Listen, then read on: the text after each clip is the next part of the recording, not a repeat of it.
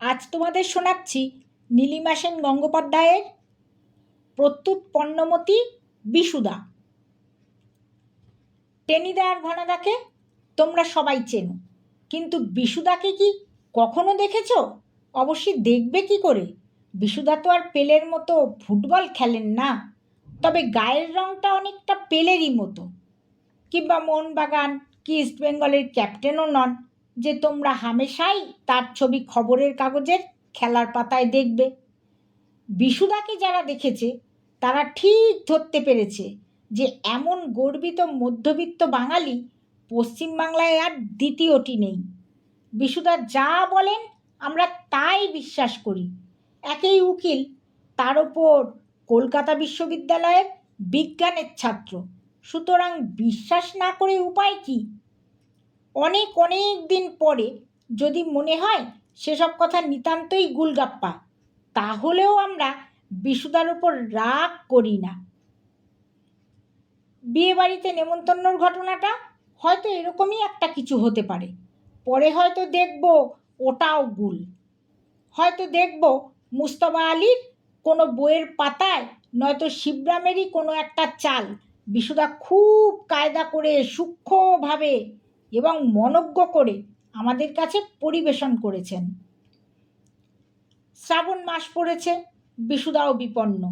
কেন তা বোধহয় তোমরা ধরতে পারছ না। বাংলাদেশের শতকরা ৯৯ জন মানুষই বিপন্ন হয় বিশুদার মতো।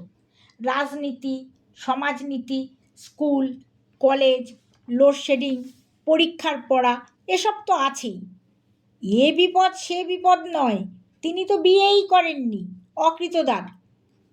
বিয়ের নেমন্তন্ন যেতেই হবে, অথচ মাসের শেষ, হাতে একটা পয়সাও নেই। বিশুদার মক্কেলরাও তেমনই, সব গরিব গেরস্তর দল, পারলেই টাকা দিতে ভুলে যায়।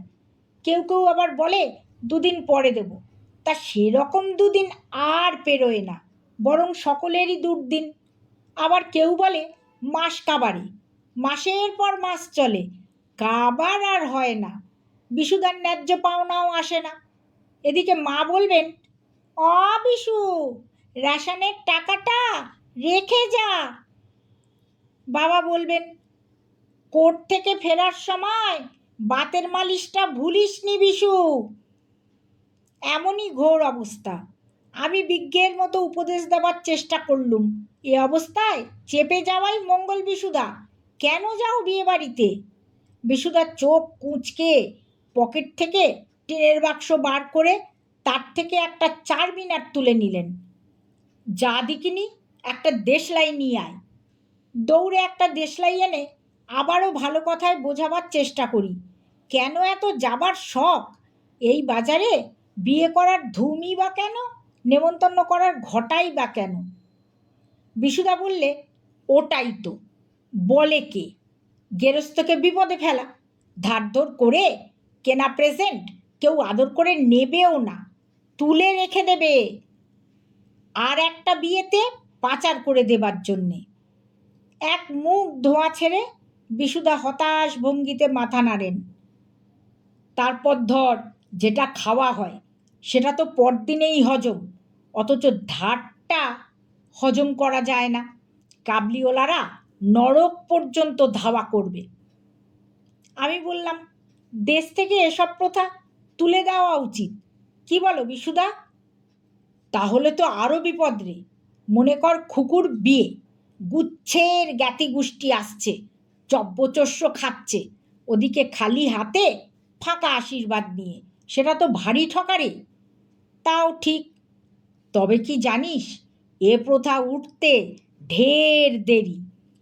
এদিকে আমার তো শিরে সংক্রান্তি, জানিস তো, বাড়িতে আমি একা আর্নিং মেম্বার, বাবা রিটায়ার্ড, আর মাকে খুব চিনিস, যাবিনি বিশু যাবিনি বিশু বলে জ্বালাতন। রাত্রিরে আমার খাবারও করেননি, যেতেই হলো শেষ পর্যন্ত। কোর্ট থেকে বাড়ি ফিরতে দেরি হয়ে গেল। বাড়িতেও কদিন ধরে ঝঞ্ঝাট চলছে, মিস্ত্রি লেগেছে, চুনকাম হচ্ছে, সে এক হুলুস্থুল ব্যাপার। এটা পাই তো সেটা পাই না, ধুতি পাই তো পাঞ্জাবি পাই না, পাঞ্জাবি জুটলো তো বোতাম নেই, একটাও গেঞ্জি খুঁজে পেলুম না। তারপর হিসেব করে দেখি পাবই বা কী করে। কতকাল গেঞ্জির দোকানমুখো হইনি, গত 2 মাস ধরে একটা গেঞ্জিতেই চালাচ্ছি। কোর্ট থেকে ফিরে এসে কেচে দিই, রাত্রিরে পাখার হাওয়ায় শুকোতে দিই, আবার সকালে পরি। একদিন পাওয়ার থাকে না, পাখাও চলে না, তখন ওই আধ ভিজে গেঞ্জি গায়ে শুকিয়ে নিই। সেই আমার এক মে বা দ্বিতীয়মখানি, আবার ছেঁড়া, তার উপরে পাঞ্জাবি পরলে নির্ঘাত ভেতর থেকে দেখা যাবে। সিগারেটের ছাই ঝেড়ে বিশুদার নিঃশ্বাস ফেলে বললেন, আগে জন্মদিনে খুকু এক আধটা গেঞ্জি কি রুমালও দিত, আজকাল সেসব পাট তুলে দিয়েছে। বলে গেঞ্জির যা দাম, ছোঁয়া যায় না। বিলেতে নাকি আজকাল সব গেঞ্জি পরার ফ্যাশনই তুলে দিয়েছে। খুকু বলে ওই বিলিতি ফ্যাশনটাই চালু করতে। রুমালও আজকাল দিই না, ছেঁড়া ন্যাকড়া খানিকটা পকেটে গুজে রাখি। বিশুদার সমস্যা ঢের। আমি দুঃখের সঙ্গে বলি, তা তুমি প্যান্ট শার্ট পরে গেলে না কেন? তা কি হবার জো আছে রে? মা আবার আংটি বার করে রেখেছিলেন, সেই যে পৈতের সময় পেয়েছিলুম। বলেন, এটা তোকে পরতেই হবে। আচ্ছা তুই বল, আংটির সঙ্গে প্যান্ট চলে? তাহলে? বিশুদা অট্টহাস্য করে বললেন, হা হা হা হা হা হা হা হা হা। আমি কি পিছপা হব রে? খুকুকে বললুম, তুই তো ছবি আঁকিস, দে দিকিনি আমার গায়ে গেঞ্জি এঁকে। বিস্ময়ে অস্ফুট শব্দ করে উঠলুম, অন গড বলছি। খুকু ও রয়্যাল পেন্টিংয়ের 8 নম্বর ফ্ল্যাট ব্রাশ দিয়ে ওই মিস্ত্রিদের চুনে ডুবিয়ে আমার গায়ে ঝটাপট একটা গেঞ্জি এঁকে দিল। এবার বুঝতে পারছিস? গায়ের রং তো পাক্কা আবলুস, অরিজিনাল। পাঞ্জাবিতে প্লাস্টিকের বোতাম লাগিয়ে দিলুম চড়িয়ে স্মার্টলি সেই চুনকামের ওপর। কে বুঝবে? বিশুদার কীর্তি শুনে আমি স্তম্ভিত। সত্যি বলছো বিশুদা? এই দেখো, সত্যি না হলে কি মিথ্যে বলছি? আমাদের মতো মানুষগুলো দিন আনি দিন খাই, কি মিথ্যে বলবো রে? জীবনটাকে আমরা একটা চ্যালেঞ্জ বলে নিয়েছি। বেশ, তারপর কেউ কিছু কমেন্ট করেনি? কমেন্ট? কার সাহস? কি প্রেজেন্ট নিয়ে গেলে?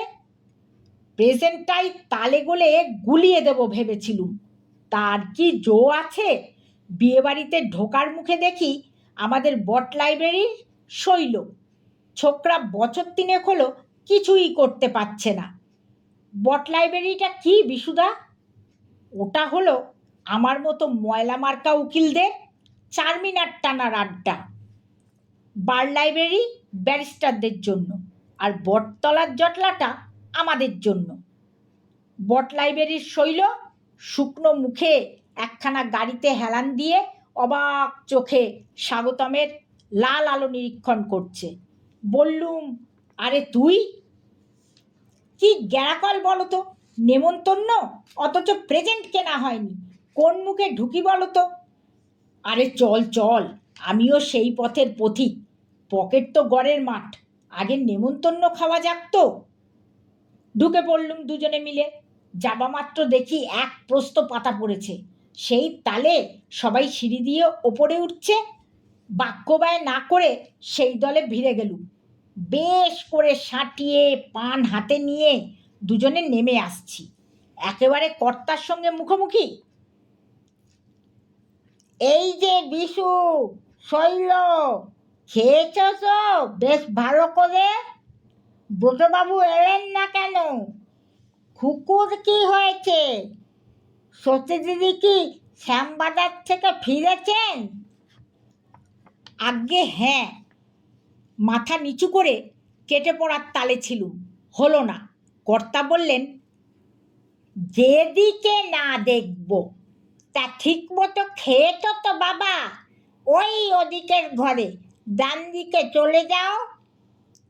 বুঝে দেখ আমাদের অবস্থা, হাতে কিছুই নেই, কর্তা সিঁড়ির মুখে, সুতরাং পালাতেও পারছি নে।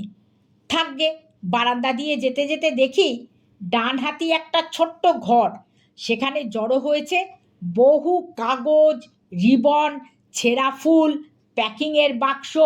সেই ঘরে ঢুকে পড়লুম। তারপর রুদ্ধ নিঃশ্বাসে প্রশ্ন করি আমি।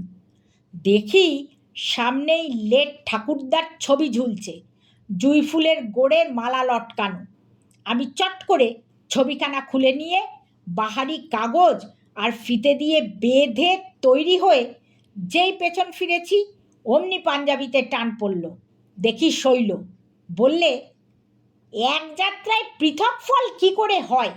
তুই তো উদ্ধার পেলি, এবার আমার ব্যবস্থাটা কর। সঙ্গে সঙ্গে একে বলে প্রত্যুৎপন্নমতিত্ব, বুঝলি? একটা খালি বাক্সতে ছেঁড়া কাগজ আর ফুল পুড়ে, সেটা বাহারি কাগজ রিবন দিয়ে বেঁধে তৈরি করে দিলুম। তারপরে এরপরেও তারপর অবশ্যই জানিস তো, ক্রিমিনালরা অকুস্থলের কাছাকাছিই থাকে। পরদিন ঘুরে ফিরে গেছি অকুস্থলে, বিয়েবাড়িতে মহা হইচই। শুনলুম কারা নাকি এসে ঠাকুরদার ছবি আর এক বাক্স ছেঁড়া কাগজ দিয়ে বিকট রসিকতা করে গেছে। কে যে কখন দিয়ে গেছে কেউই ঠিক করে বলতে পারছে না। যে দুজন মহিলা প্রেজেন্টের ইনচার্জ ছিলেন তারা দুজনেই কনের বন্ধু, কাউকেই বিশেষ চেনে না। তবে আমার কি সান্ত্বনা জানিস, যারা নেমন্তন্ন করে তারাই ক্রিমিনাল।